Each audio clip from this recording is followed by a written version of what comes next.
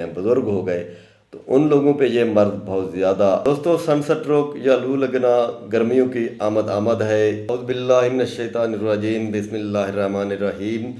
जी नाज़रीन, welcome to हकीम अल्ताफ़ देसी ख़ज़ाना पीके। दोस्तों, मैं आप लोगों से बहुत ही इंतहाई दिल से माज़रत ख़्वाह हूँ।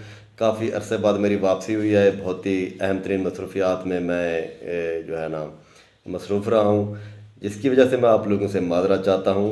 आज का एक मौसम के हवाले से बेहतरीन बहुत ही अहम टॉपिक मैं आप लोगों के लिए लेके आया हूँ, जिसे हम कहते हैं सनस्ट्रोक, या उर्दू ज़बान में उसे हम लू लगना कहते हैं। क्योंकि गर्मियों की आमद है, तो इस लिहाज से मैंने मुनासिब समझा कि गर्मी की शिद्दत की वजह से अक्सर ये लू लग जाती है, जिसे हम तिब्बी ज़बान में सनस्ट्रोक बोलते हैं।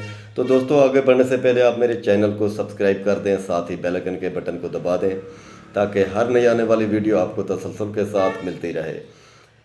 पर लिबास तन के धूप में ज़्यादा देर काम करता है, औरतें हो गई या बच्चे बैर धूप में खेलते हैं। इसके अलावा बहुत सारे मसाइल के अलावा ये एक अहम मसला ये भी है, इस वजह से गर्मी की शिद्दत की वजह से जो है ना ये लू लग सकती है। ख़ास तौर पे छोटे बच्चे, बुज़ुर्ग या ख़वातीन पे इस चीज़ का बहुत ज़्यादा हमला होता है। वो लोग जो गर्मी में धूप में बहुत ज़्यादा काम करते हैं, यानी कि वो ज़्यादा देर तक बैर धूप में काम करते हैं, तो उन लोगों पे ये मर्द बहुत ज़्यादा असरअंदाज होती है। और वो अफराद, ख़ास तौर पे औरतें हो गई, बच्चे हो गए, बूढ़े हो गए, क्योंकि इनके अंदर असाबी निज़ाम बहुत ही कमज़ोर होता है। दोस्तों, ये सनस्ट्रोक जो लू लगना, इसमें ख़ास तौर पे हमारा दिमाग, ये कोई ख़ास किस्म की मर्द नहीं है, लेकिन ये किसी एक दिमागी कैफियत का नाम है।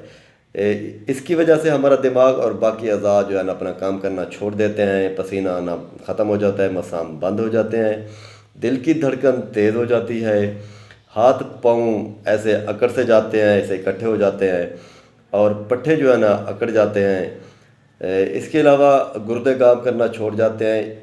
अगर इसे आप मुनासिब वक्त पे अगर आप इसे अस्पताल नहीं लेके जाते, या कोई आप इब्तदाई तिब्बी इमदाद नहीं करते, तो इसकी मौत भी वाक़ हो सकती है मरीज़ की।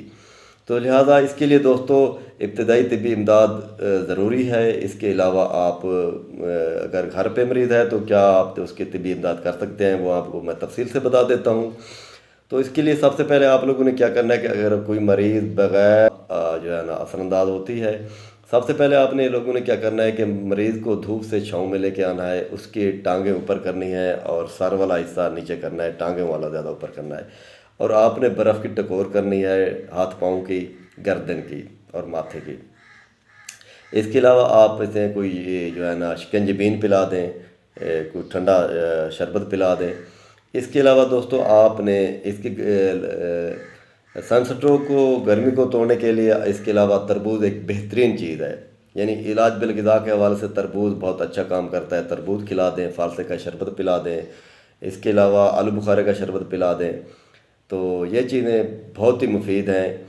इसके अलावा दोस्तों मेडिसन के हवाले से अगर आ जाएँ तो शरबत संदल, शरबत बजूरी, शरबत आलू बुखारा इस मर्द के लिए बहुत ही अहम तरीन चीज़ है, ये भी आप इस्तेमाल कर सकते हैं।